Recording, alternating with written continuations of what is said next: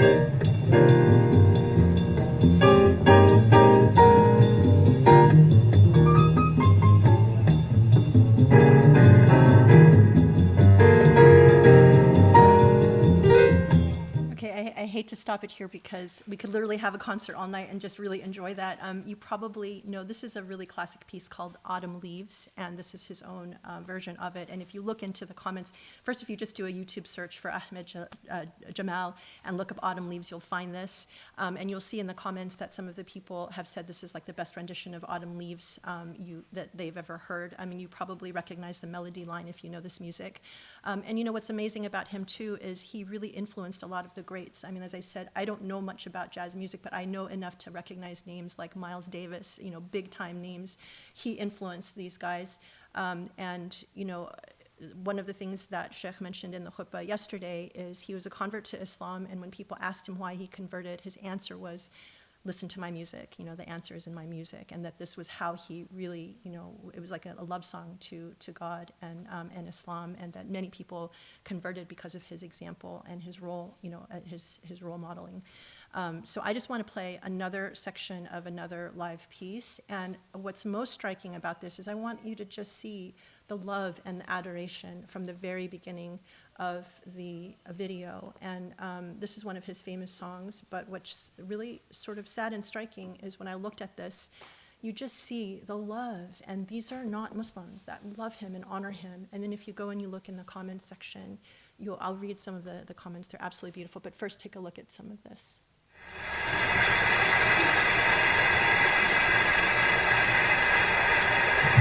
Merci beaucoup.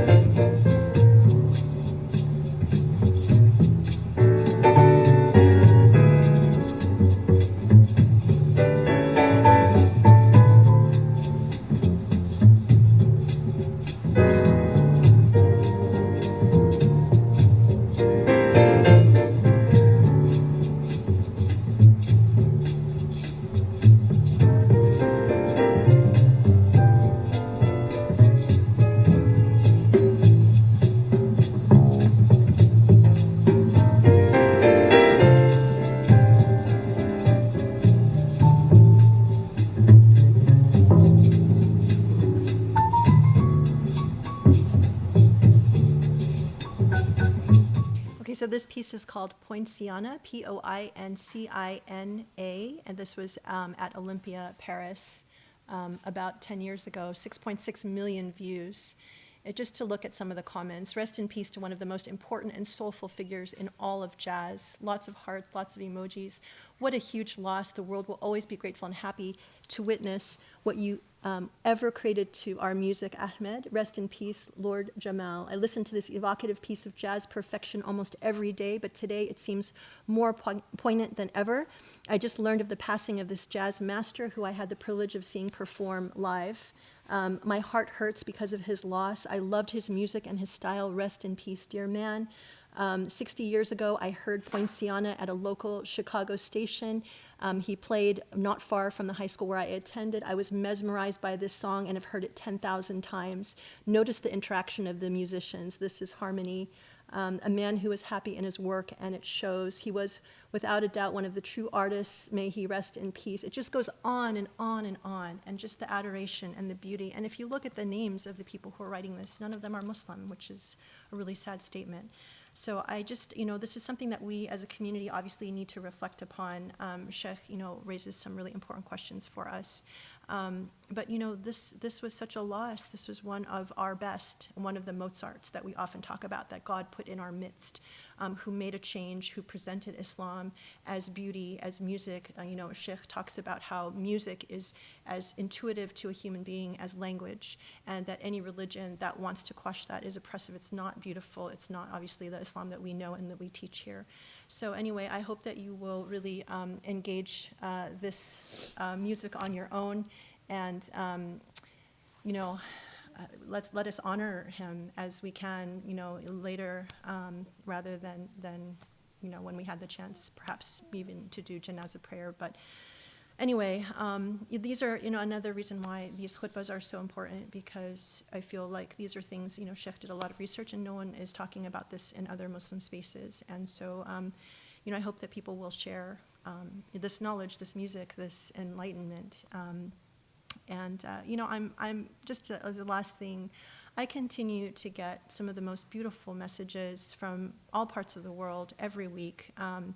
And people who are just constantly searching, and people who are Muslim and non-Muslim. Actually, I'm getting even a lot of messages from non-Muslims. People who are looking for a way for religion to be beautiful, to make sense, to stand up to critical thinking, to spaces like ours that really teach that it's important. Knowledge is important. Critical thinking is important. That your religion and your faith needs to be beautiful, reasonable. And so much, I'm going to sound like a broken record here, but as I come across so many different spaces, so many different messages, so many different questions that we get, There's no substitute for just starting over, rebuilding your faith from the foundations. And I am so proud that here, in this space, now we've completed the entire Quran. You can actually learn what the Quran has to say for us in 2023, chapter by chapter, doing deep dives. If you have a question about, anything from any question you have, you will find it in this tafsir and so much more. And then now with the Book of Illuminations and then the Friday khutbahs, there's just so much to engage. And it's just a matter of, people deciding to make that investment and, and sharing with their friends, people who they know are searching for a religion that speaks to your heart and your soul. I believe that is here, and that, that we have the ability with this knowledge to really make a change for the future and for our kids and future generations of Muslims. So please support what we do, tell people about it, invest in yourself and this knowledge, and you'll start feeling, I think, the confidence, the change, learn the articulation to speak back to the Islamophobia that you see in our world. And that's how we're going to make a change. So thank you. With that, I'm so excited to have another session, and thank you for joining us. طيب بسم الله الرحمن الرحيم وسبحان الله والحمد لله رب العالمين اللهم صل وسلم وبارك على الحبيب المصطفى محمد النبي الأمين المرسل رحمة للعالمين خاتم الأنبياء والرسل أجمعين وعلى آله الأطهار الميامين وعلى صحبه المختارين وعلى من اتبعه بإحسان إلى يوم الدين اللهم اشرح لي صدري ويسر لي أمري واحلل عقدة من لساني يفقه قولي.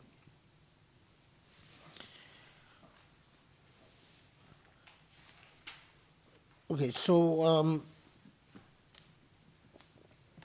we are on the third principle of the adab of a traveler or a student who is journeying towards this goal.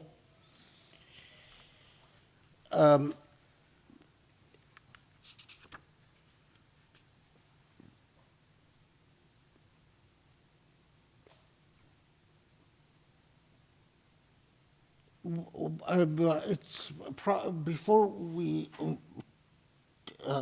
take on number 19 proper, I just want to underscore that distinction that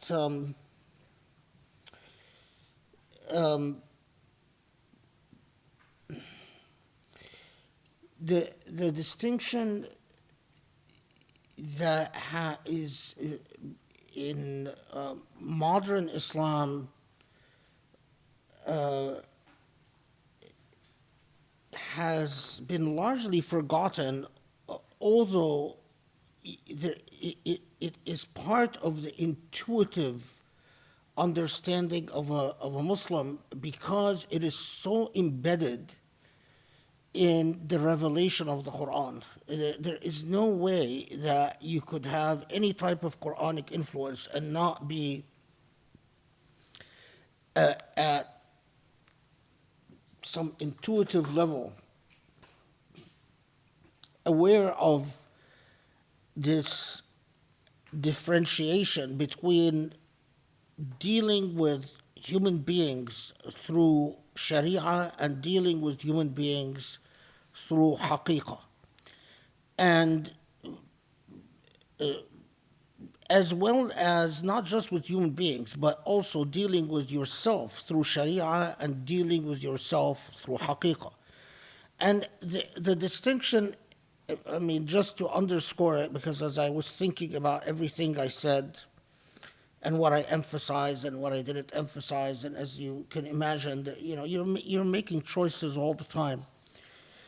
But this deserves, a great deal of emphasis, is that Sharia is the concept of the law, whatever particular interpretation or opinion you accept as authoritative and binding.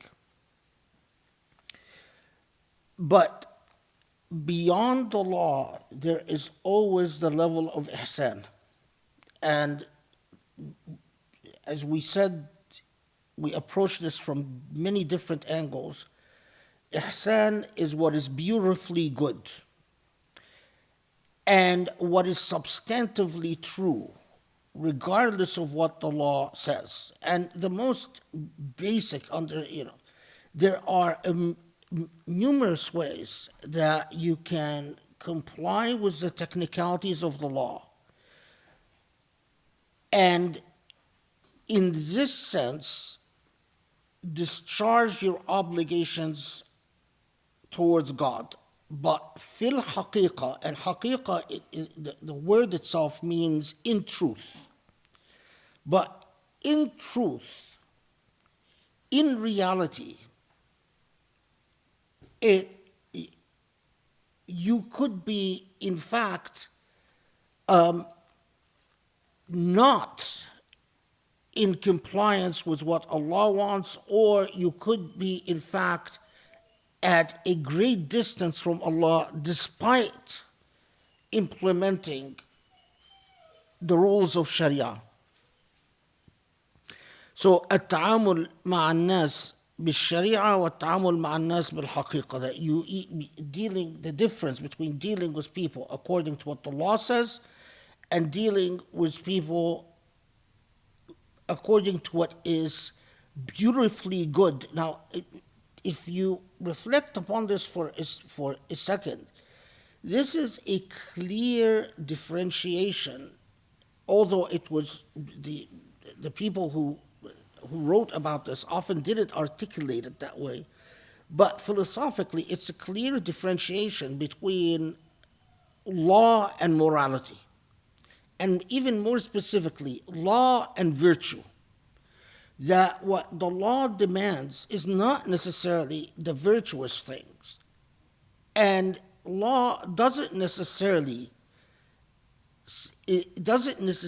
achieve or fulfill virtue or serve virtue. So, I mean, at the most, if you think again intuitively, at the most intuitive level, Sharia requires 5 prayers a day, and their prayers have certain structures, certain technical requirements, certain recitations, certain movements, now, but all of us intuitively know that discharging prayers at the level of Sharia is only the beginning.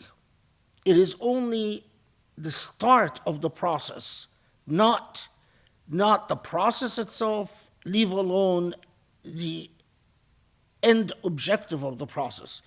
Because in haqiqah, in the world of haqiqah, as opposed to the world of Sharia, prayer is supposed to do a lot of different things. It's supposed to be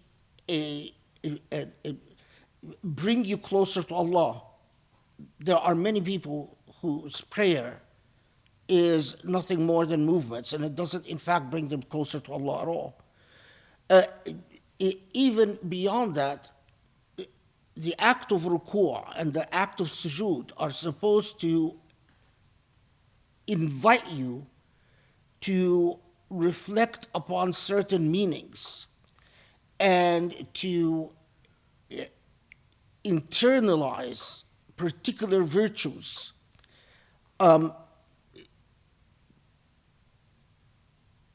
as the Prophet ﷺ said, that your prayer is also supposed to be a constant reminder or a constant instrumentality that dissuades you from following the footsteps of shaitan.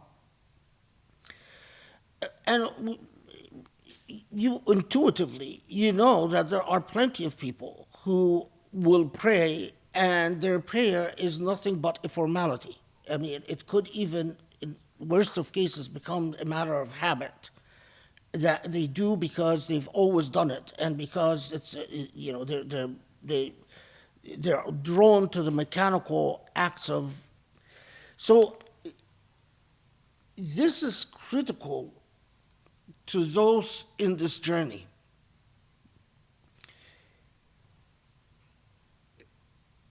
You know, in Sufi, in the various Sufi tariqas, each tariqa develops what they call a wird. A wird is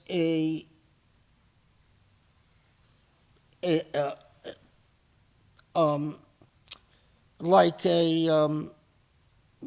what is the word I'm looking for?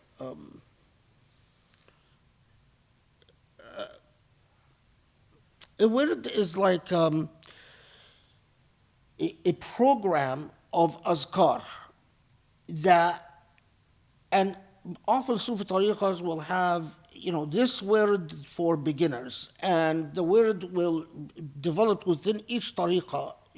Usually the word is, the Sufi tariqa inherits it from the master of that tariqa, from the one who founded the tariqa or the masters of the tariqa. But the word will typically involve reciting Quranic verses, doing a certain amount of dhikrullah, the remembrance of God, a certain amount of praising the Prophet ﷺ, a certain amount of supplications, a certain amount of dua, and so on. And usually the word has a certain structure to it. So, within each tariqah, you eventually, if you belong to a tariqah, you memorize the word of this tariqah, and the first stage is you start with this section, you go to that section, so on and so forth. And one of the big things in all Sufi tariqas is that your sheikh will tell you, repeat the word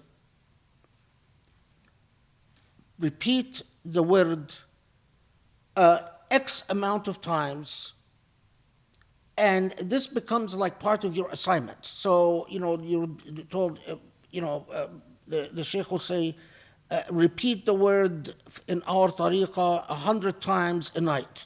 Before you go to bed, make sure that you recite the word 100 times, or, recite X word in the morning, recite such and such word in the afternoon, and then recite the following word at night, and so on. Now, a lot of students, especially beginners,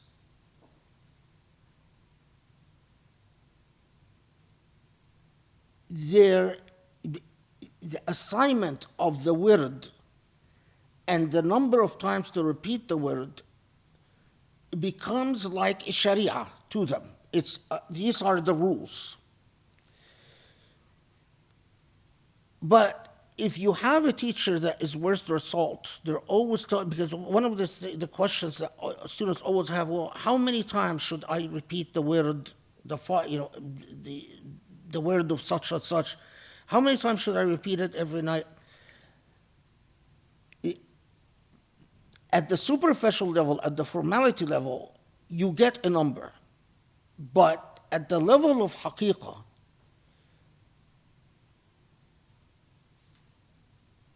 it is not about the number of times that you repeat a word. It is about what this word is doing for you. If you don't have a word at all, then you don't even have the enough structure to stand up straight and walk. But if you have the formality of the word, but not the haqiqah, then it is your knowledge of standing up straight and walking becomes as if marching, but marching without purpose, without understanding. and you become like a soldier who marches because they receive orders to march, but they don't comprehend what the goals are, what the strategy is, nothing.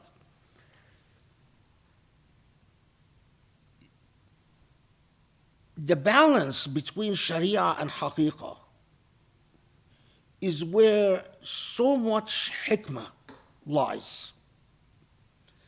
To understand how much formality you need so that you can learn the mechanics of, okay, this is how I stand up, this is how I walk.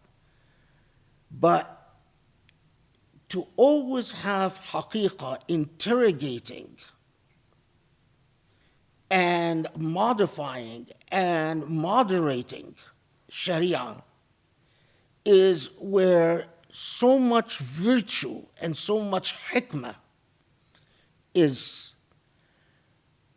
And when a people, and this has happened in our modern Islam, when you hear all these people talk about who's a moderate, who's not a moderate, who is mutanatta fi din, who is mariq fi din, who is mutatarrif, who's an extremist, who's a moderate, who's fanatic, and so on. What they're in essence talking about is about this relationship between haqiqah and sharia. Because all laws must serve a moral purpose. When the law becomes the purpose, that's when things start going really wrong. Okay, so because inshallah we're going to build on that. 19. لا تطلب منه أن يخرجك من حالة ليستعملك فيما سواها فلو أراد لاستعملك من غير إخراج. Let's see how this is translated. No, the numbers one.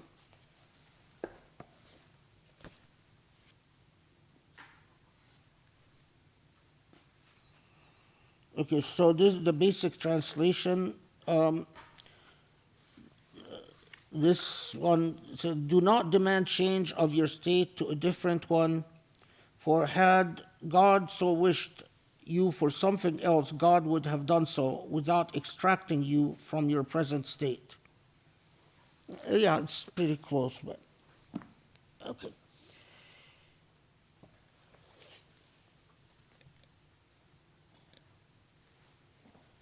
So,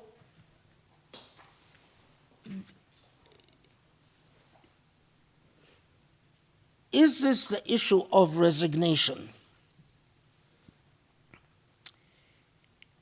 Yes, but with a particular understanding and important qualifications. So,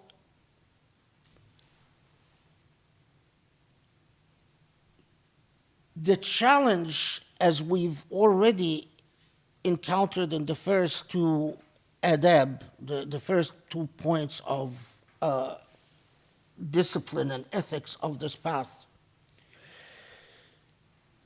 is that you befriend Allah's will and you accept Allah's will as your own. And quite often,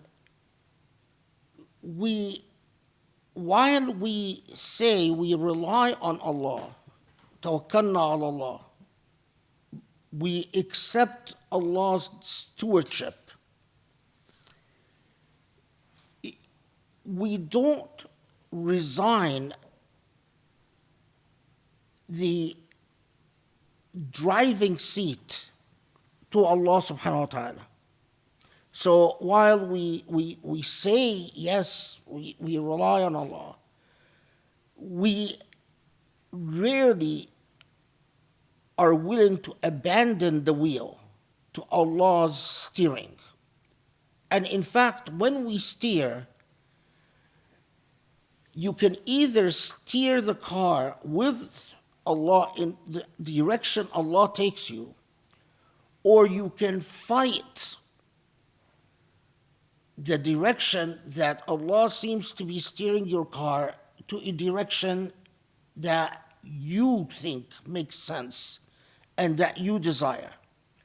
Now, ultimately, Allah's will be served.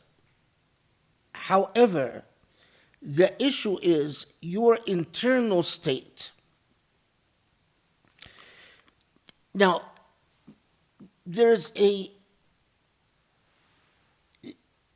we've encountered this, but it's important to emphasize this, that the qualification they always say is that as long as, and this is a very important qualification, as long as your condition that you are in, muwafiq lish-sharia, as long as it is consistent with God's law, then train yourself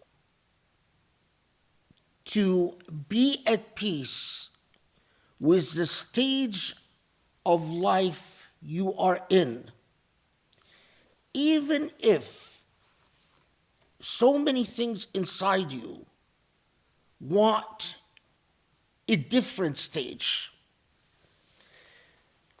Now, this qualification of as long as it is consistent with Sharia, why? Because if the state that you are in is haram, you are in a state that you are committing sin, a sinful state, then in fact, everything in your being should rebel against it. Everything in your being should be, Allah, take me out of this sinful state, or help me come out of this sinful state. So this principle, 19, we are not talking about a situation where people are in, it is not trying to teach people be at peace with what is haram. Now, importantly, the commentaries and what you're supposed to be taught by a sheikh, if you're sheikh, because these days there are a lot of very strange sheikhs. But what you're taught in this is that, for instance, if you are living in a state of great injustice, that is considered to be a contravention of Sharia, mukhalif lish-Sharia. And so what this principle is not telling you that be at peace with injustice, because that's a lot of the modern day Sufi orientations that you see. It is not telling you be at peace with a state of ignorance, or be at peace with a state of wahan or daf, of weakness or humiliation or degradation.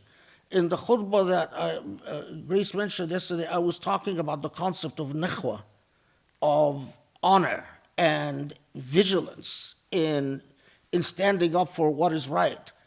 And one of the critical things that Islam gave its followers is a very distinct sense of nakhwa.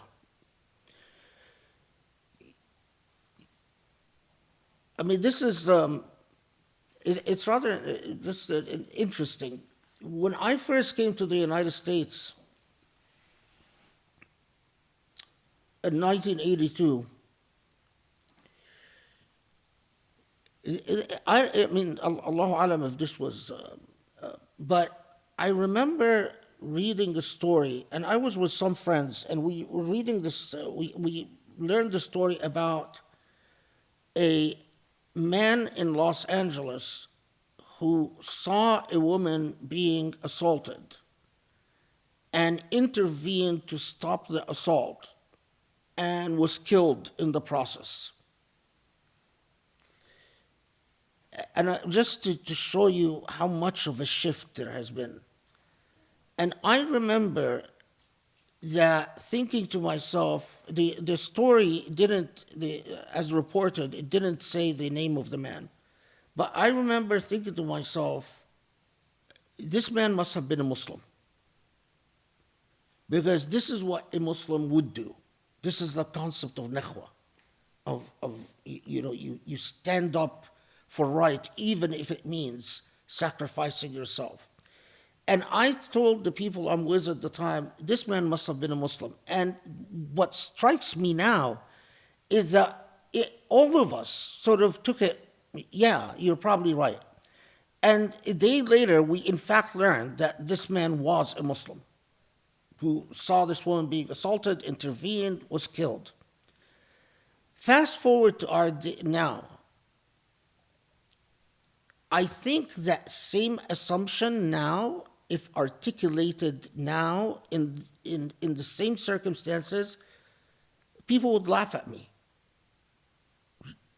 Why would you think he's a Muslim?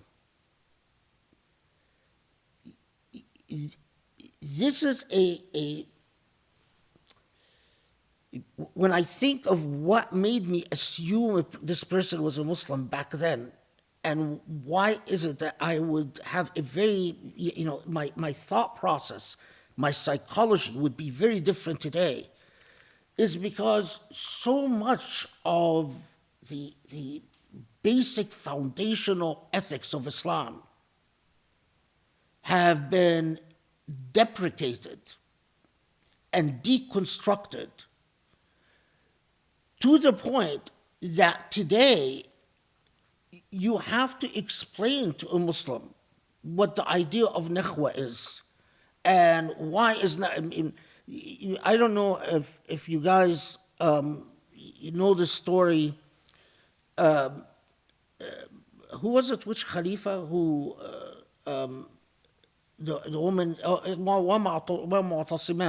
the woman who was assaulted by a Byzantine soldier, and she yelled out wa mu'tasima, and then when the Khalifa, as the story goes, who knows whether it's historical or not, but generations of Muslims would always accept it and teach it to their children, that once the Khalifa heard that the woman, as she was being assaulted, yelled out wa mu'tasima, in other words, called out for him, he said, we have no choice now but to go to war to defend that woman's honor. This is another example. I grew up with the story, and everyone that I grew up with, we would always relate the story as, yes, of course, it would make perfect sense for an entire ummah to go to war to defend the honor of a single Muslim woman. It's very different today. And I don't think that that's for the better. I think that's actually for much worse. So that principle, 19, is not teaching you to be without nakhwa. What it's telling you is that train yourself that once you make the right intentionality, the intentionality that is consistent with Sharia, and at a higher level, consistent with haqiqah, what Sharia demands and what haqiqah demands, to then accept whatever Allah steers you towards without fighting Allah's will. But it never, again, it does not mean that you're off the hook to have the right intentionality. That point must be very clear. because you'll find so many modern Muslims confused. I mean, I've sat in places where Muslims who think that they're being Sufi will cite this I mean, I've heard people cite this in saying, or something very similar to this, in basically saying, don't protest the Muslim ban. You don't have to feel pain or hurt for the suffering of your fellow Muslims because of the Muslim ban. Don't worry about, to the point that when the Supreme Court had the Muslim ban case, I've read all the amicus brief filed in that case. And it is a point of absolute shame that so many amicus briefs, in fact, the vast majority of the amicus briefs that were filed were in support of Muslims, against the Muslim ban. But nearly all the amicus briefs that were filed were by non-Muslims. And including Jewish organizations and Catholic organizations and immigrant organizations and law professors and law clinics and, even some governmental organizations who were urging the Supreme Court to declare the Muslim ban unconstitutional. And now, there's a part of this is that there are, with a lot of Muslims, they might say, well, we've never filed an amicus brief, we don't know how to do it, although there are so many Muslim lawyers, but they're largely useless. I mean,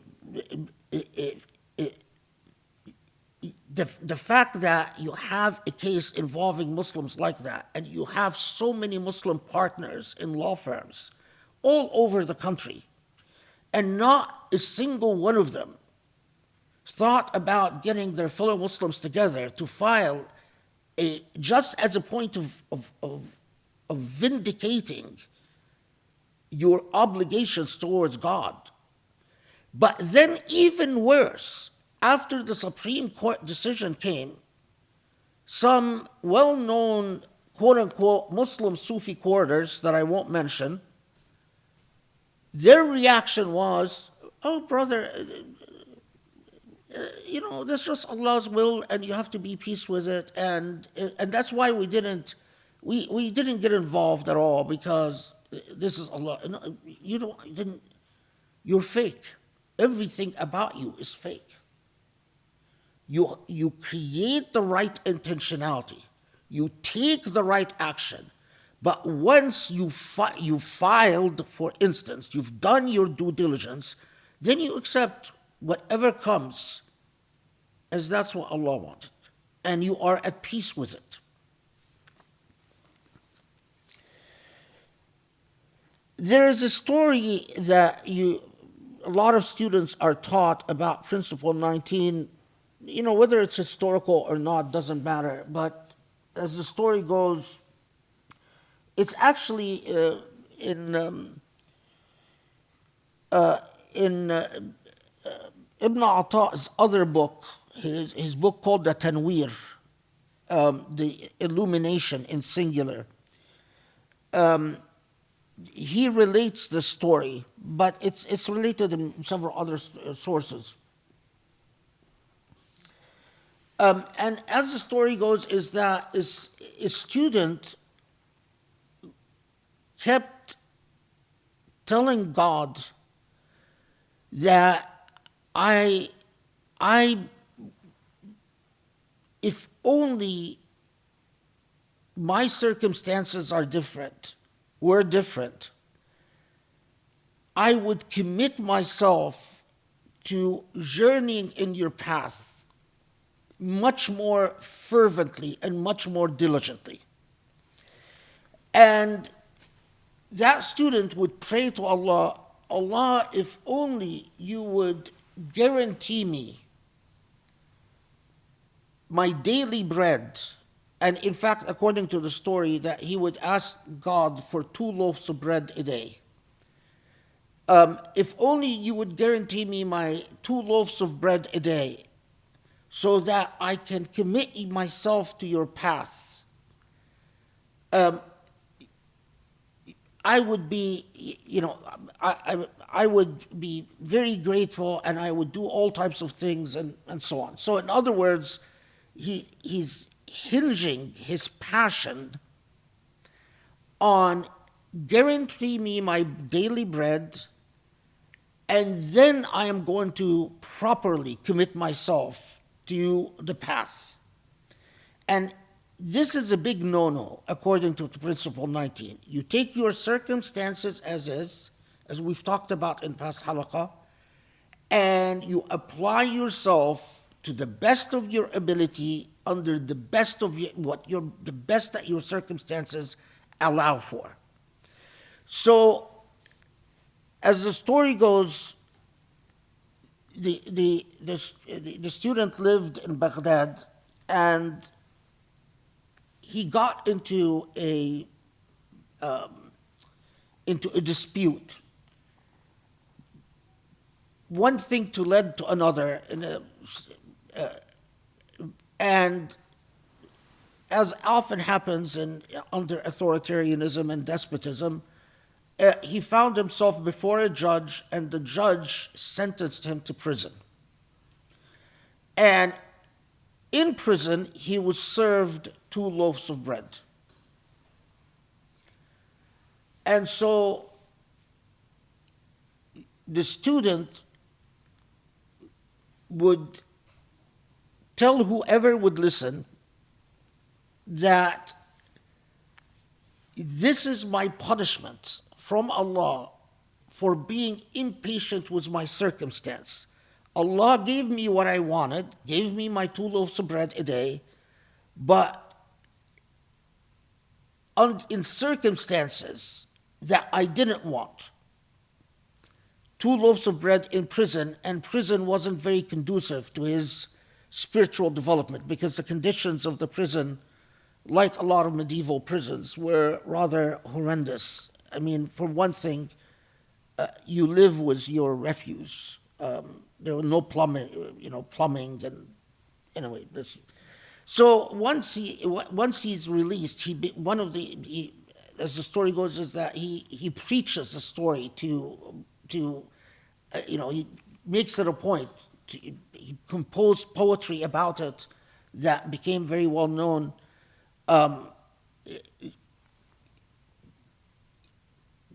Don't fight. I mean, this is now my language. Don't fight God over the wheel that is driving the car, because where you end up could be much worse than what you ever thought you would go. As long with the proviso about intentionality, as I'm sure you understand. Okay, good. Let me just make sure I didn't forget anything important.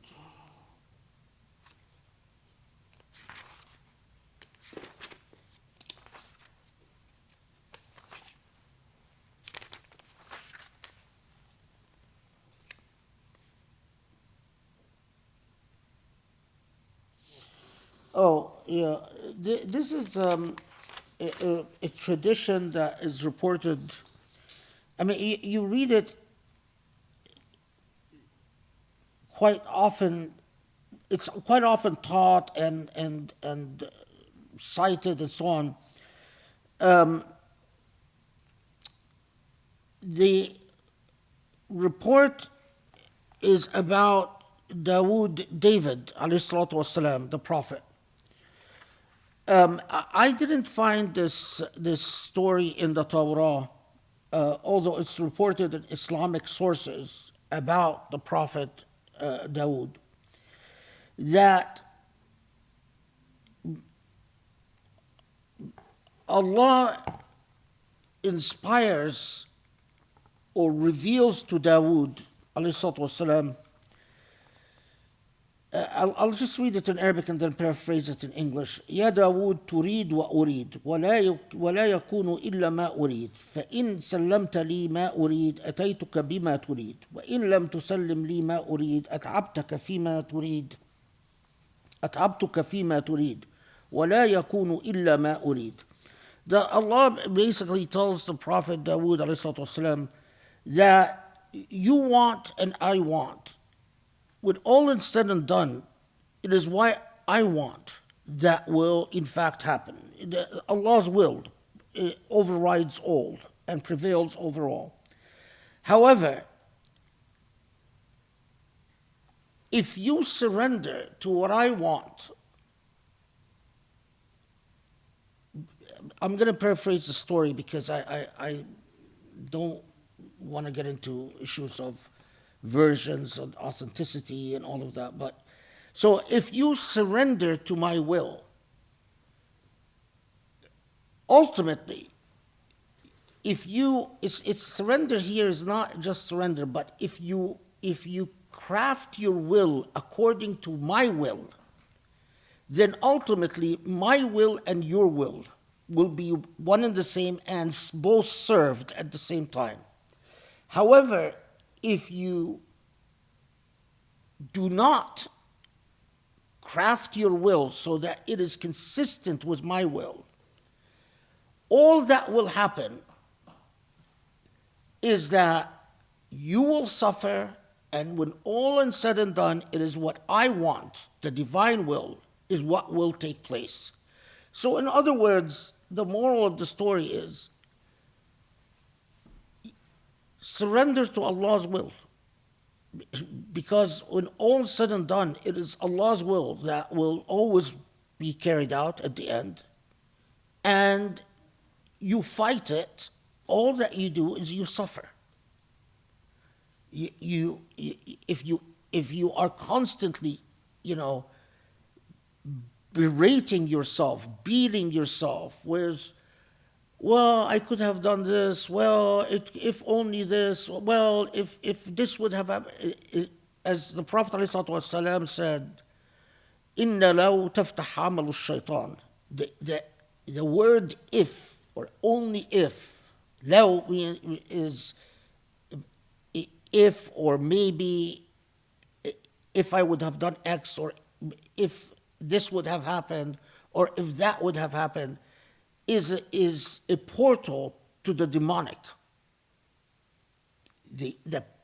You are opening a door to the devil through that word, that expression, only if, or if I would have done. No point to it. And it's a very nasty habit. And train yourself to always have the right intentionality, do your best, and ultimately surrender with whatever Allah decrees. Did I forget anything else? That's it. Okay. All right, let's go to 20.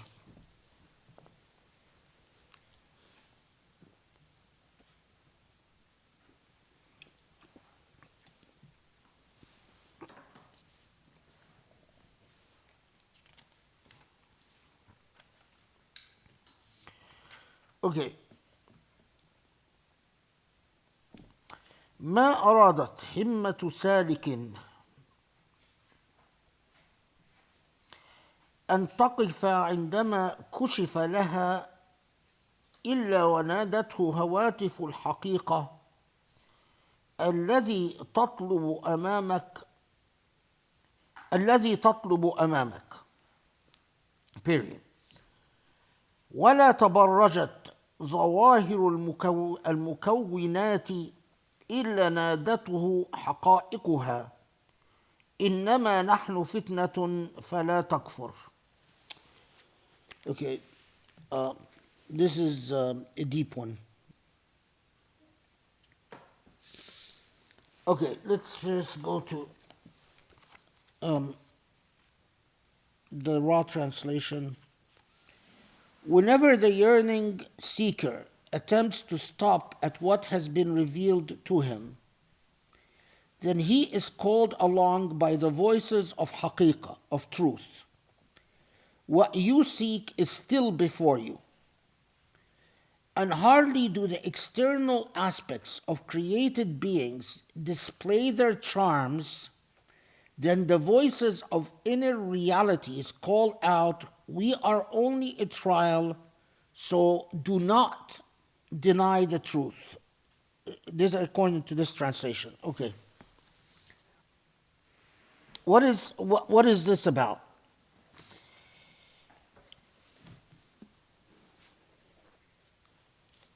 Now, let's assume a committed student who, having studied, read, reflected upon, listened to these halaqas, principles 1 to 16, then says, okay, I am going to, in fact, commit myself to this journey, and I am going to take the adab, the principles, as we said, after 16, and I am going to commit myself to a quotas of dhikr and prayer and dua and the entire package that I will use to reflect on each of the lessons of the pedagogy of this path in order to elevate, in order to achieve irtiqa. I want to mention, I actually should have mentioned it earlier, but I keep forgetting. A very important concept if you want to go this path, and if you want the path of irtiqa, and if you want the type of experiences that I mentioned last halaqah, that transform you completely and utterly and thoroughly, and it forever alter the picture of reality, and alter your feelings and alter your entire being. One of the very important things to create for yourself, initially for yourself, and Allahu A'lam, only Allah knows if your path takes you beyond yourself, to create for others as well, is the idea of a hadra. And what you often hear in Sufi language, people talking about the hadra, and you don't often find anyone or any definition of the hadra. But when Sufis talk about the hadra, they're talking about where they all get together and they have collective dhikr. But there is a very different, or a different meaning to hadra that is important at the individual level.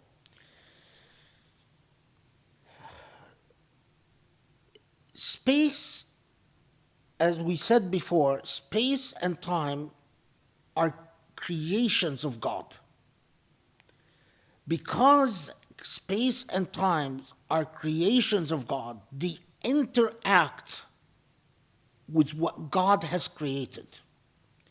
So although you cannot see what occupies a space, but there are a lot of things that interact with any space all the time that you cannot perceive.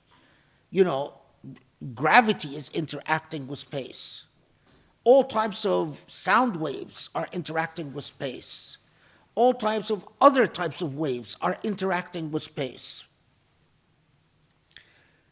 What is very important is that you have a dedicated, committed space that you cleanse. This is my personal advice, is that cleanse including the use of scents, which there are a lot of very beautiful scents, not just sage. In the West, in Christian world, they always talk about sage, but there are many scents that are much more powerful than sage, that repel the demonic, and the demonic do not like to interact with. It's up to you. You could take this seriously or consider it nonsense. But I'm telling you, in my experience, it is very serious. Beautify the space. Create that space so that it helps every psychological impulse within you. In other words, that it induces peace. If it's Qur'ans everywhere, if it's calligraphy, whatever,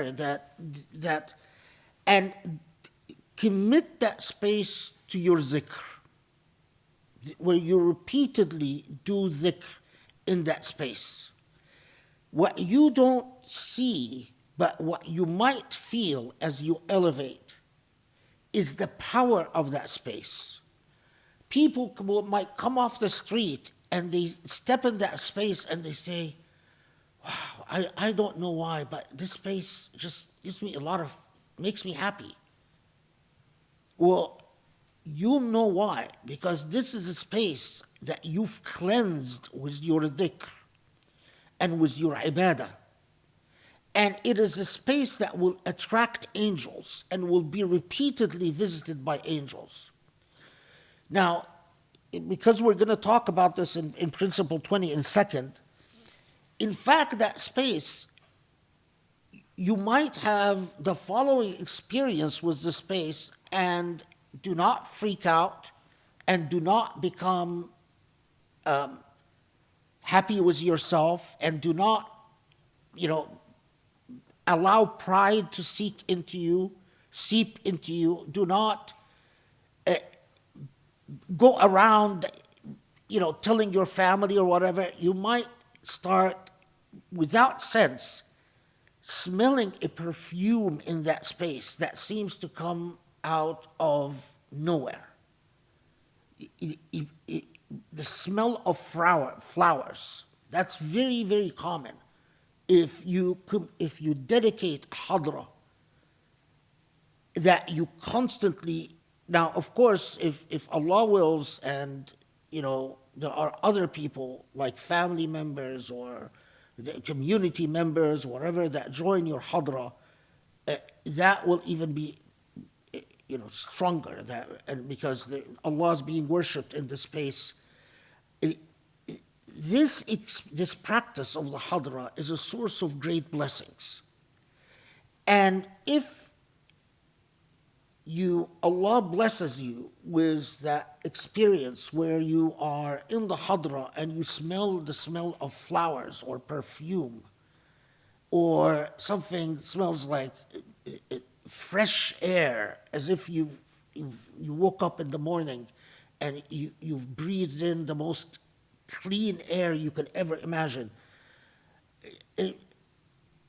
Accept the message with humility. Do not go around telling people about it. Do not go around, saying, come, smell what's here. This is a message to you. And it is at the same time a test. And here, that's what this principle is talking about. And especially that test element. It is at the same time a test. And I warn students, do not fail that test, because if you fail it, all your good efforts will go sideways. So let me explain then what we're talking about. So what they're telling you is, now you are going to commit to this path, and let's assume you have your hadra, you have your dhikr, you have your wird, and you are investing in your wird and in your dhikr and in your hadra as Allah told you تتجافى جنوبهم عن المضاجع, that you sacrifice sleep and you sacrifice rest. Nothing is like the wird and the dhikr when you sacrifice sleep. And nothing is like the dhikr at Fajr, because Quran al-Fajr kana mashhuda. So it is these hours at the night when other people are resting and you are up at night supplicating God, supplicating Allah. That's where a lot of power and a lot of blessings are. And so you've done, so you have your hadra, you have your word, you have your dhikr, and you are applying yourself. Now, himmatu salik is that this is the willpower or the vigilance of the journeyer, the vigilance of the wayfarer. You're a traveler on the path, and you have your himma, that's your vigilance and your hard work.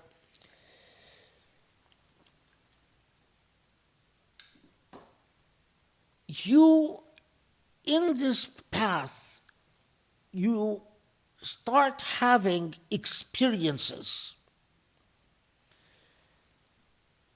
and insights, perceptions. It might come in the form of dreams. It might come in the form of waking dreams. You're not sure whether you're asleep or you might come in the form of visions. It might come in the form of signs like that perfume. It might come in many different ways. Coupled with that will be emotions and feelings that you will experience. Emotions, at times you will feel ashamed, sometimes even frightened before Allah, sometimes ashamed, sometimes Allah, you feel very close to Allah, like Allah is your best friend, that you are literally telling Allah, how can I fear you? How can I possibly fear you? You are so close to me, I don't fear you. It's like fearing myself. Be forewarned that hawatif al-haqiqa, the primordial truth, is teaching you or warning you, never think that you have now reached the ultimate truth and you can relax. So once you say to yourself, I've done it, now I can rest, that's when pride creeps in, and that's when shaitan creeps in. You've all, I'm sure, encountered people that seem to be very pious. You might have even known them personally and seen that they're pious. And then suddenly you see them do something that is just not at all pious. And you're shocked and you say, how could someone so pious? And I'll tell you, what that tells me is these people, they walked in the path of Allah, God, until they got to a point where they thought they've arrived. And once you think you've arrived and that you are now where you need to be, that's where shaitan comes to you and says, well, relax. Now you're a special person. You have a special status. Let people adore you. Let people celebrate you. Let people praise you. Let people tell you you're wonderful and you're great. Why not? Look at how much you know and how much you've achieved that other people have not. This is a stern warning that as in هواتف الحقيقة, هواتف الحقيقة, the way that it's as if truth is calling on you. And what it calls on you to say, الذي تطلب أمامك, you have not arrived. You can never assume you've arrived. You must always be a seeker.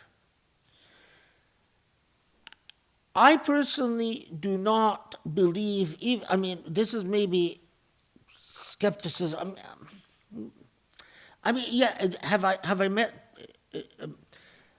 I think that the shuyukh that I have the greatest respect for never act like they're when you get to know them personally, you find that they have that, they're as if they're constant seekers. There is no point at which they talk to you as if they've arrived. And my experience of life have showed me that shuyukh that have compromised that point have ended up very badly, very, very badly. Okay, now, ولا تبرجت ظواهر المكونات. Okay, now this, I don't like the translation, so let's check this one. Maybe it will help me out a bit. This one, I don't know why he didn't number because it's really difficult to find them if they're not numbered. Let me see this one. Huh? Let me use this one and see what maybe this helps. Here he translates this as, says, and hardly do the exterior aspects of created beings display their charms, then their inner reality is called out to him. We are only a trial, so disbelieve not. Okay, what they're talking about here, the تبرجت ظواهر المكونات, is that all reality has an externality that is different than its truth. So, at the most basic level, we all know that, everything is constructed of molecules and so on and so forth. These are, but our brains and the brains of created things, from an ant to a fly to a dog to a cat, a human being, are constantly constructing this reality. And while there is enough unity in our constructions that we all, a dog and a cat and a human being can agree that there is a gate here. The thing, though, in this journey,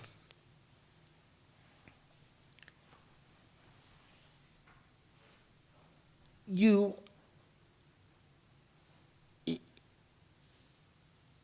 will experience externalities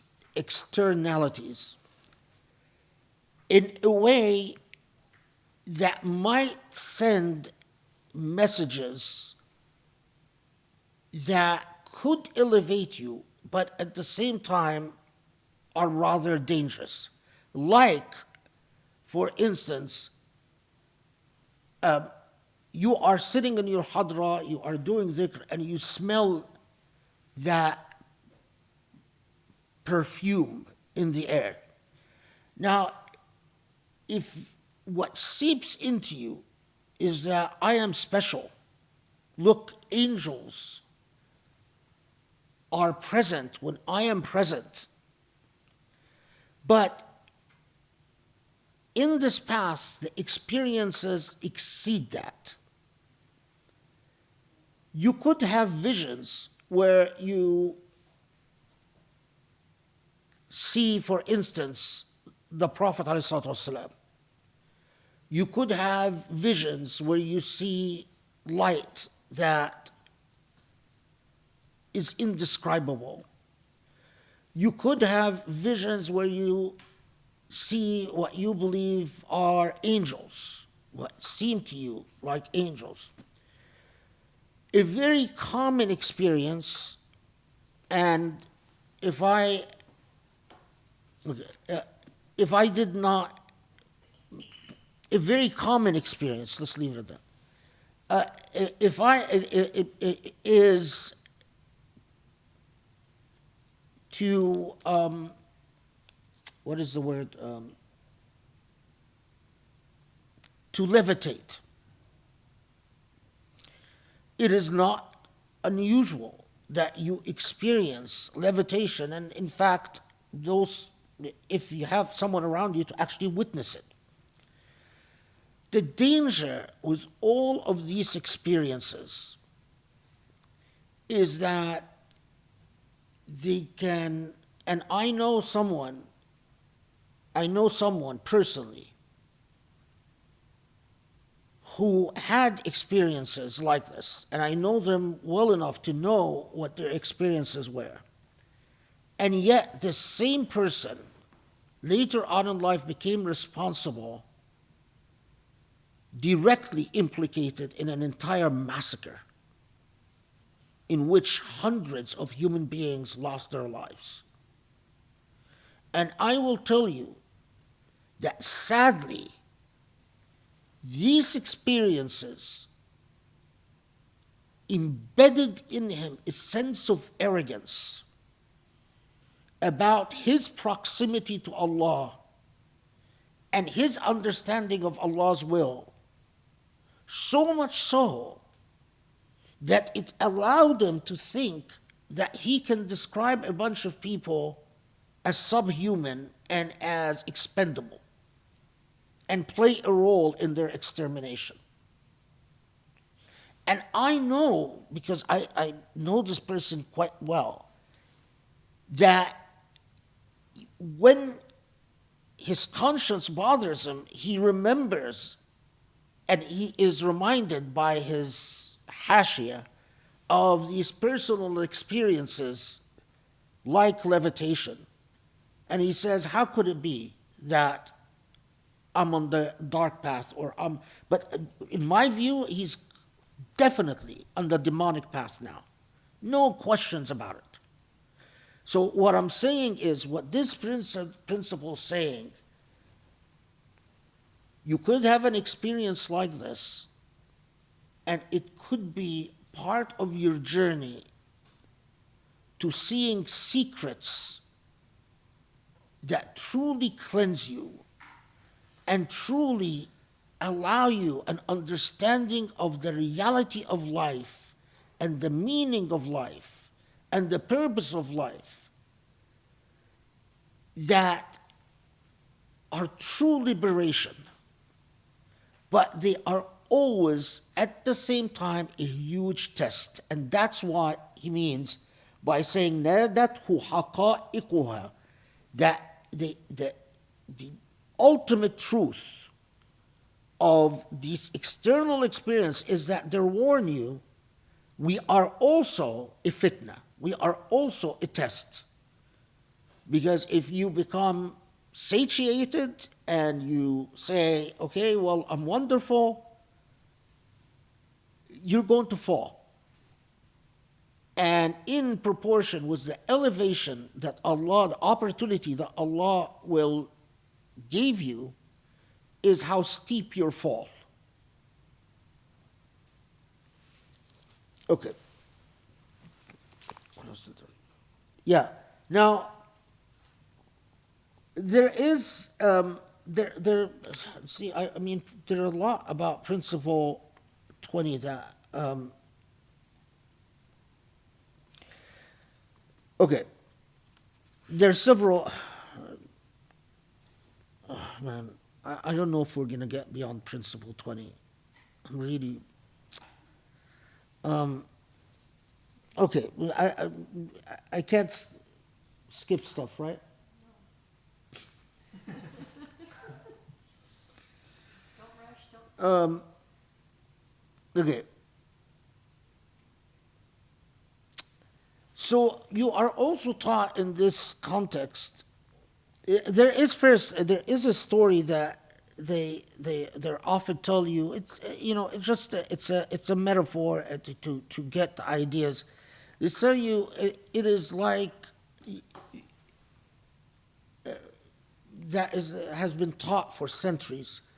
The that this past is as if you live in human beings that wake up finding themselves in a podunk town somewhere, just a town in the desert, and then they get a messenger that tells them, you know what, there is the king of all these lands, the king of your town and all the lands that you it is calling you to meet with the king, to journey to the king. And most people, they say, "Oh, the life we know is here. This is as this might be a very backwards town, but this is all the life they've ever known." And so their answer to the messenger is, do we have to go? And the message says, well, the king is calling you, but it's your choice. And the vast majority of people decide to stay where they are. And they don't want to journey to answer the call of the king. But a small group of people answer the messenger and say, okay, we'll journey to the king. So they go on the journey and they reach the first rest stop. And the first rest stop is at a town that is a little bit bigger, more built up, more developed. And the rest area that belongs to that king is something they've never seen before. It has chairs and it has beds and it has cushions. And they say, oh my Lord, this is a truly rich and majestic king. And then the messenger says, well, you've seen nothing. This is actually the lowest of the low in terms of what the properties of this king is. Journey with me, because some people will be tempted, will say, you know what, this is so wonderful, so beautiful, better than anything we've seen before, and they will want to remain there and journey no further. They're disobeying the king. And ultimately, they might be kicked out of the rest area that belongs to the king. But they're so bewildered by what they've seen, they don't want to journey further. But those who stay behind will stay behind, and those who will continue journeying will continue journeying. As they journey, the story goes because it's a lot, it's usually when you're told the story, you're told the story is a great deal of flair and drama, is that you stop, first you stop at Basra, then you stop in Baghdad, then you stop in Damascus, then you stop in Cairo, and the king's rest area gets bigger and bigger and fancier and fancier. The king has a palace everywhere. And every palace that you're exposed to, you say, there can't possibly be something greater than that. Until you reach the king's self.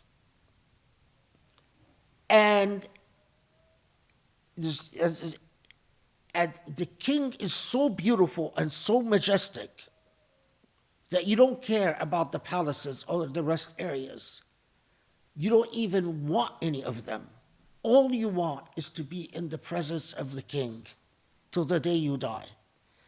But how many people will last in this journey from this podunk little desert town all the way to the largest and final palace where the king actually is. Very small group.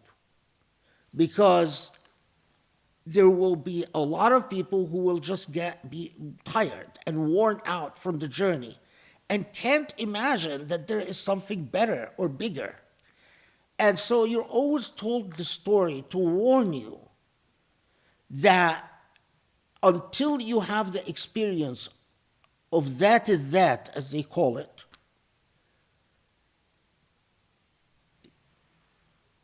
you can never simply say, you must always challenge yourself and say, I haven't arrived.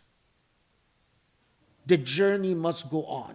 And the journey is difficult because it can be this, the path involves, the hardest thing about this path is that you expose the micro impulses within you that are inspired by not the divine, by the demonic. And that's hard work. Okay, so that's the story that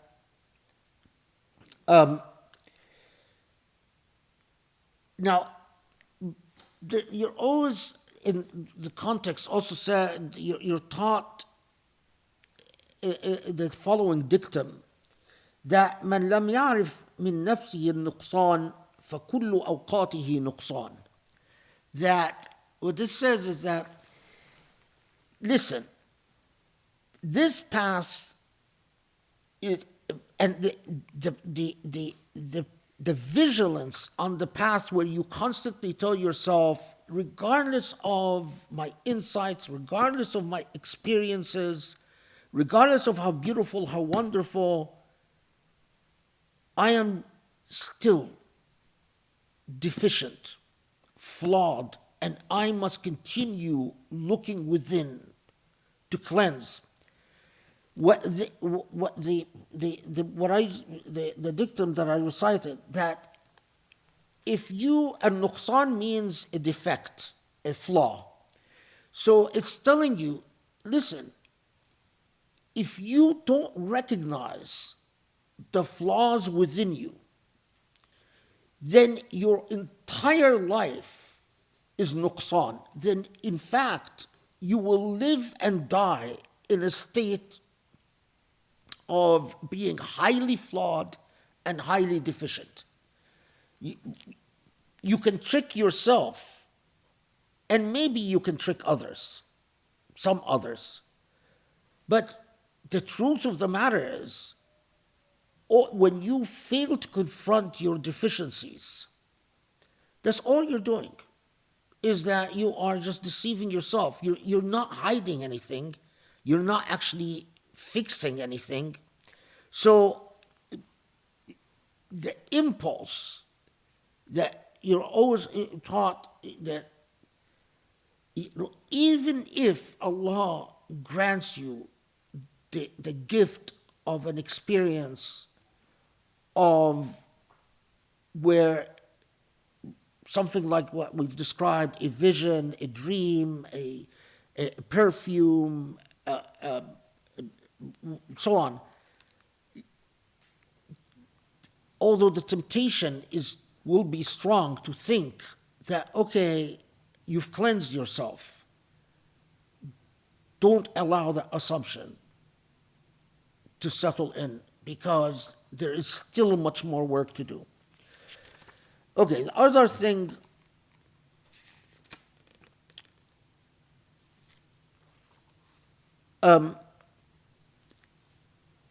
very frequent question is, at this stage,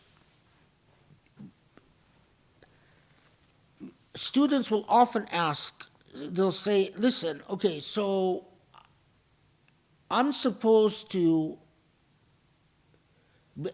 let me back up and lay the ground for this. Okay, you're told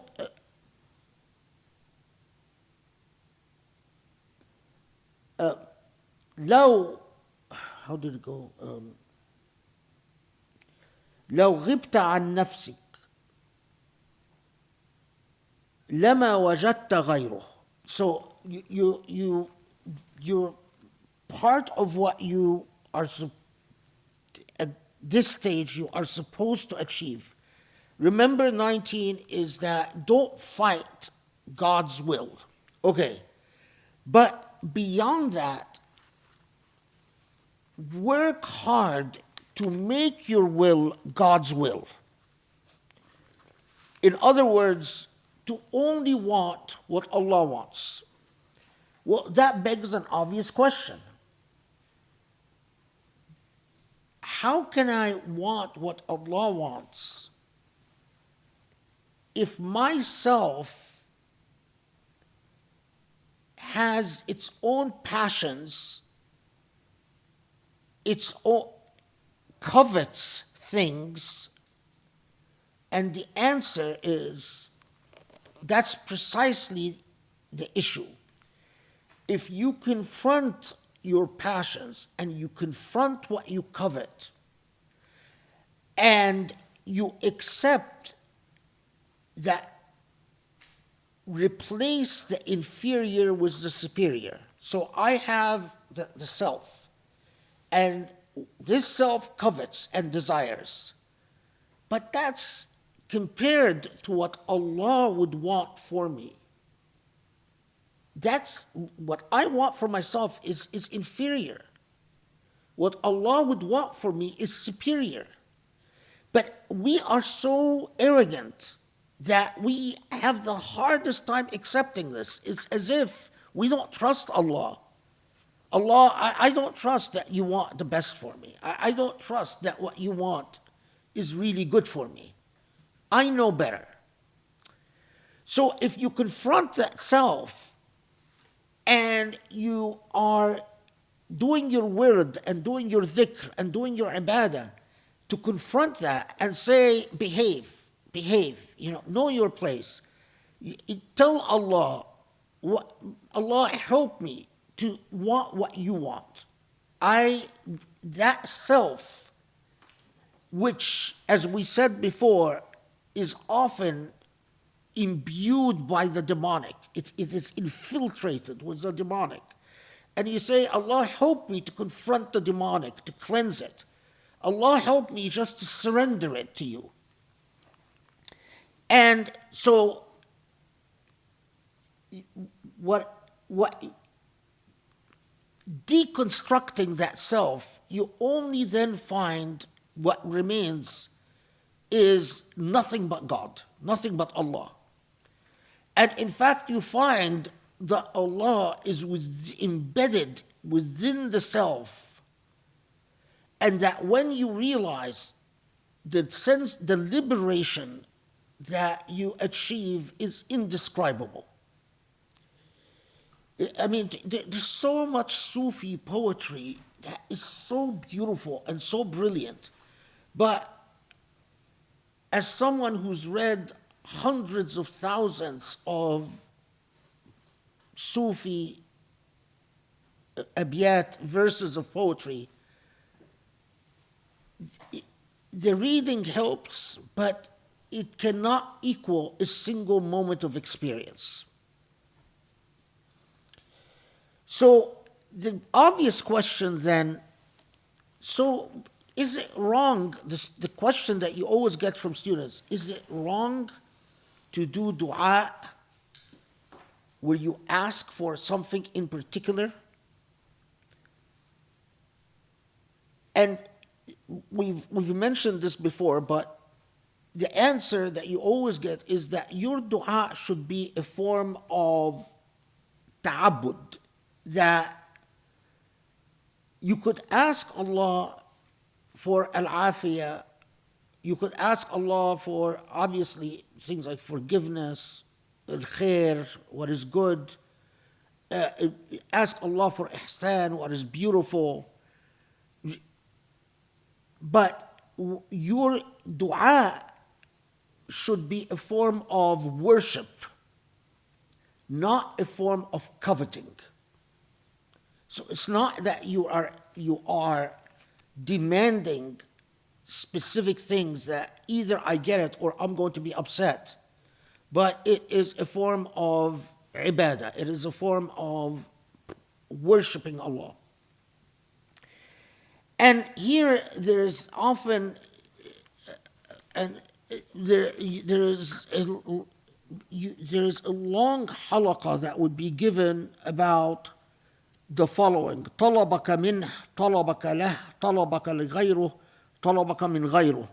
What these are is, okay, طلبك من, what you ask from Allah. طلبك له, what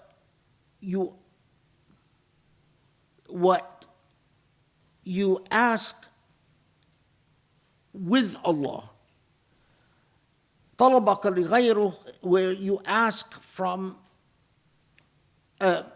you ask for, or effectively you surrender to a master other than Allah.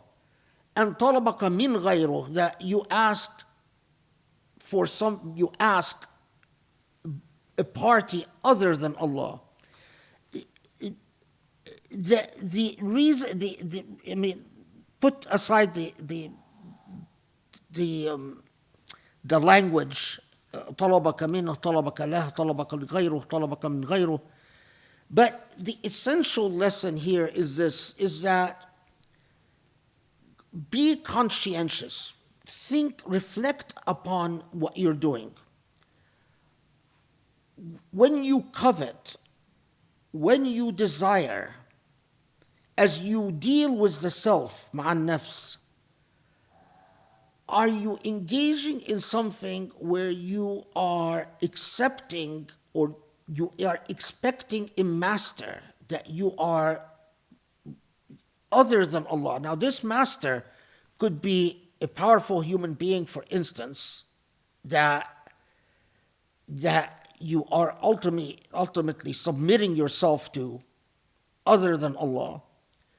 It could be not a human being, but it could be a material thing, like your real master is the dollar, or your real master is prestige, or your real master is a profession. Or are you, in some circuits, are you replacing God altogether? You know, people who, for instance, have a serious problem with egocentrism and self-promotion, and they love to see themselves constantly, you know, on camera, on film, constantly praised and if you know, effectively they're replacing Allah altogether. This is طلبك لغيره. Now, are you asking? But the most of the work, practically for students, happens in the: are you asking that your will becomes consistent with Allah's will, or you are asking things from Allah? There is no, in between these two, it's not haram to ask things from Allah. There's no aib. But if you are a true traveler on this path, if you are a wayfarer, if you are asking Allah, Allah, I want to be privy to the type of experiences that we were talking about. These experiences that are a blessing and at the same time a test. I want the experience of being levitated. You know, I'm sitting doing my dua and I find myself suddenly levitating in the air, floating above ground as if there is no gravity. Or I want the experience of the vision, or the vision of the Prophet ﷺ, or what, you know, whatever if the path is that ultimately it can't be the experience. By the way, that's another big thing. I've known students who shuyukh told them, I no longer want to work with you, because the sheikh told them that your objective is to have the amusement of the experience, not the company of Allah, ultimately. So your loyalty is to the experiences, not to Allah. That's, I mean, a good sheikh would watch out for that, and in some cases might have to terminate a student's training if that is a problem. Now, there is something, though, that is, so far, if you've noticed, I've kept referring to people on the path, wayfarers, the travelers, in other words, people who are committed to wanting to sojourn, to travel. But there is a point here that is much broader than this and applicable to everyone. And it's not necessarily just for, committed or dedicated travelers. And that is the point about Islam itself and Principle 20. It is often summed up in the following expression, and again, it blows my mind that I've lived in the States since '82 and rarely heard this expression anywhere.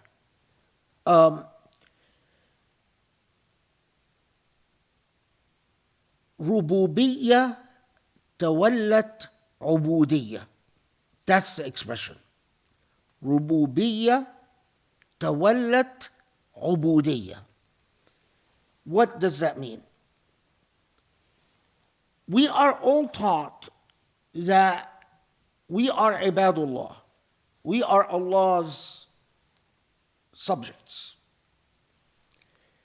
And our objective is, in fact, to attest to witness, and to acknowledge, and to embrace our ubudiyyah to Allah.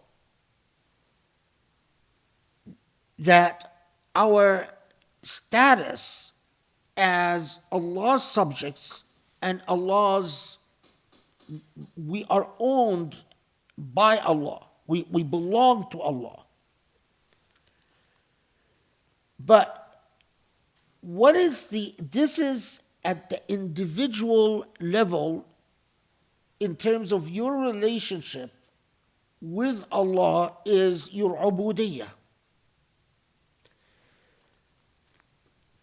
But what is the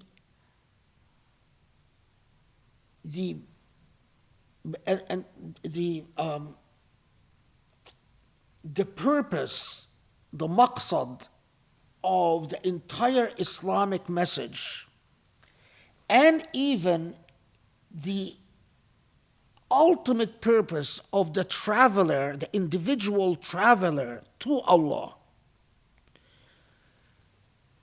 The ultimate purpose is ar-rububiyyah, to embody the divine attributes. So, as a traveler, what I want is ultimately, as the hadith says, that Allah becomes your eyes that you see with, Allah becomes the hands that you use, your feet that you use. Ultimately, my objective is, yes, as a human being, I will never be a god, but I will be godly. This is what maqam al-ihsan is, that you now have become godly. As being godly, you think of what's good for others. You don't think of what's good for you.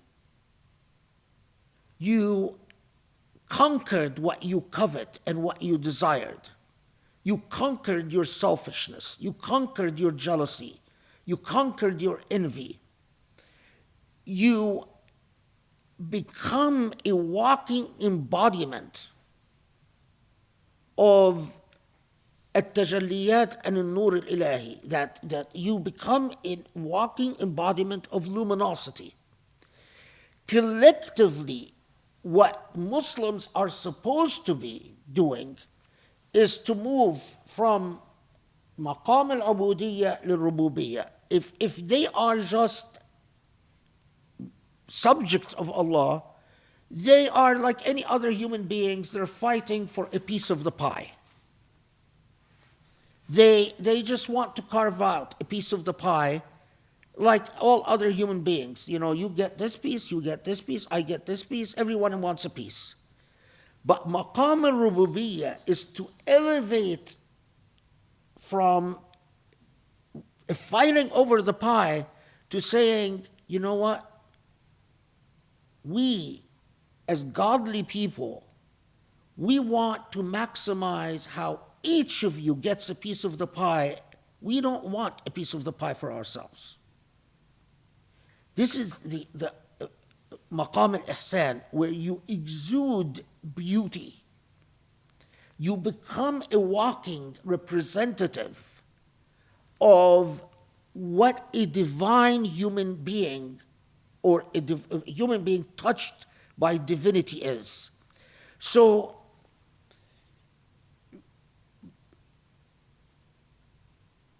and this is, I mean, it's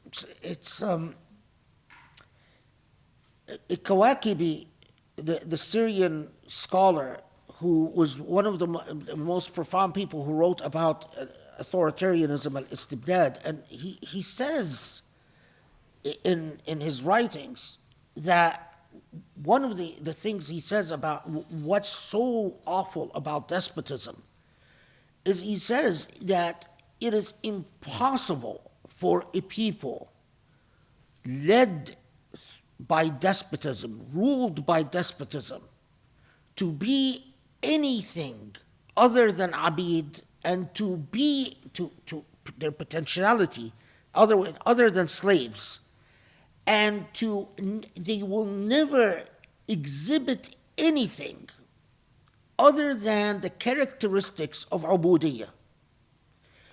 They are the characteristics of ubudiyah are the characteristics of pettiness. Put differently, and this is again something that when you are in ubudiyah, you are worshiping God selfishly. You are telling God, I'm worshiping you, and I want concubines in heaven, and I want a palace, and I want things to eat, and you are completely absorbed by the self. There is nothing that is rububi, that is godly about you. You are thoroughly about you and only you. Yes, it is, you don't want it now on earth, but you want it in the hereafter. But you're still a selfish human being. And as such, you are trading with Allah on a purely materialistic level. This maqam, that stage, is maqam al-jahl. You are in a state of ignorance. Because as you elevate, your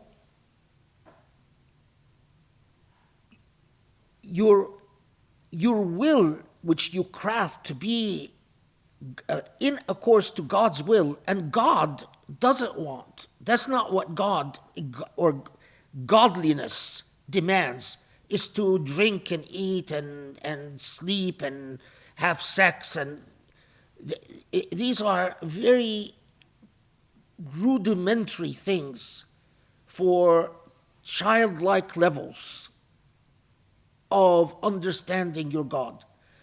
So ربوبية تولت, and look at the expression, ربوبية تولت عبودية. You start out in a state of عبودية. You start out witnessing to the fact that you are a subject of Allah, you are Allah's ownership. But if that's where you remain, then you haven't journeyed at all.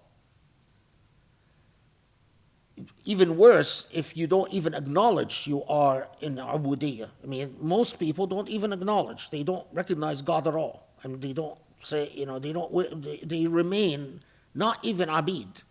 But what follows witnessing to your Ubudiyya, to your status of being owned and belonging to Allah, is Rububiyyah, to elevate you into godliness.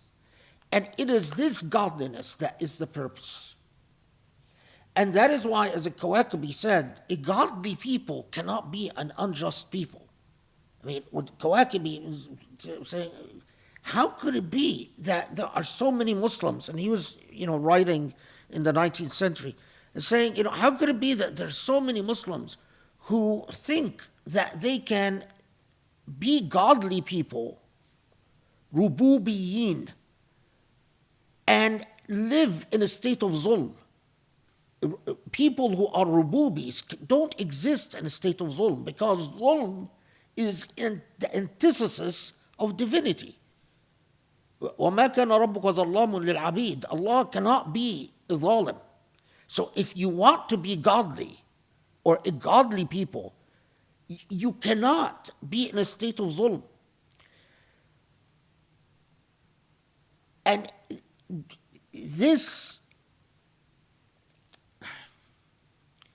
the concrete translation of this as well is that I tell you, so many, if the shuyukh are worth it, if a sheikh learns that, a student, regardless of how much dhikr and wird and everything and fasting and is zalim, is unjust to his family, unjust to his neighbors, unjust.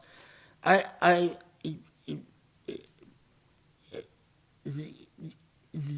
is not at all unusual for, if the sheikh is worth their salt, to expel the student, because at the time you've learned nothing, regardless of what your experiences are.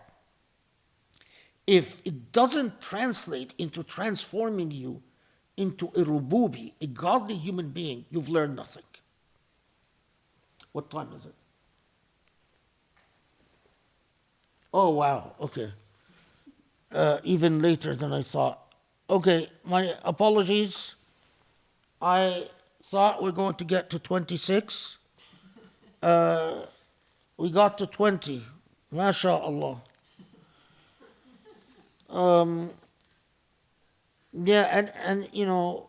But the good news is that, like the whole, طلبك منه طلبك له طلبك لغيره طلبك من غيره, this is like a halaqah that's conservatively a whole hour, and we've made it shorter, but it will have to do.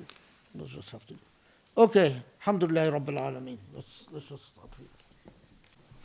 Those of you who can't, the practice of just start out with creating a hadra in your home, it will be a source of a lot of blessings, believe me. It will invite angels. If you populate it with cleanliness and dhikr and beauty and worship and the best thing, if you are tempted to argue with someone in your family, or someone wants to argue with you, just go to the hadra and have a rule.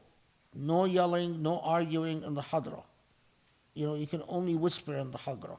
So it's like, that's time out. The hadra is time out. It will beautify your home, inshallah.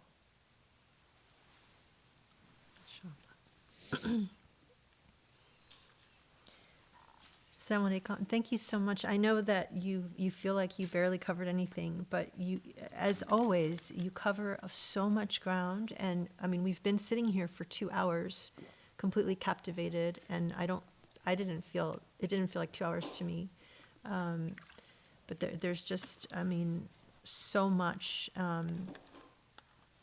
wisdom, so much really actionable knowledge on how to really understand ourselves, and also to understand and evaluate what we see around us. Like when you say, I know we've seen people who, sheikhs who commit things or say things that you're like, what? How did that happen? And, the answer you gave about sometimes if people think that they've arrived, that this is a constant struggle and a constant journey. I mean, just, you gave us so much to think about and reflect on. And so don't feel like we haven't gone very far.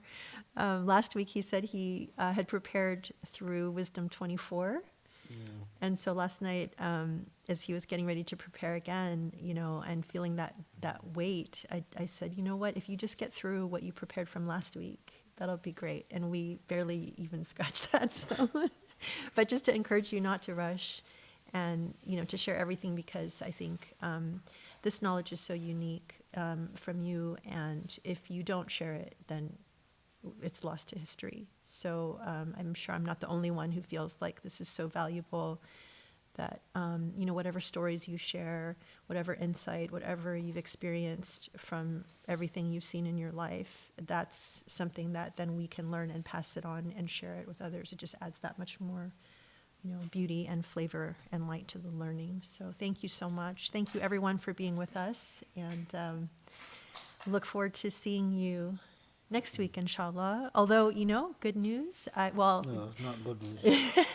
Rami is coming back for an introduction, because actually I'm going to be gone next week. I'm visiting my parents again. I'll be gone for, inshallah, 10 days. God forbid, pray for me that I don't catch COVID this time, because last time the plan was to be gone for 10 days and I was gone for more than a month. So we're hoping that that's not going to happen. But Rami is ready to stand by with his, I know people have missed his introductions and his, very captivating. That's good news. Yeah, Rami so introductions anyway, will return. If you missed him, he'll be back. Alhamdulillah. So anyway, everyone have a wonderful week. I will join you guys on the virtual, and we'll see you soon, inshallah. So, Joe looks thrilled. Look out, Joe. I'm sure Rami's been probably saving up some stuff to share with everyone. So anyway, so much fun. Okay, have a great week, everybody, and we'll see you soon, inshallah. Okay. Assalamu Assalamu alaikum. alaikum.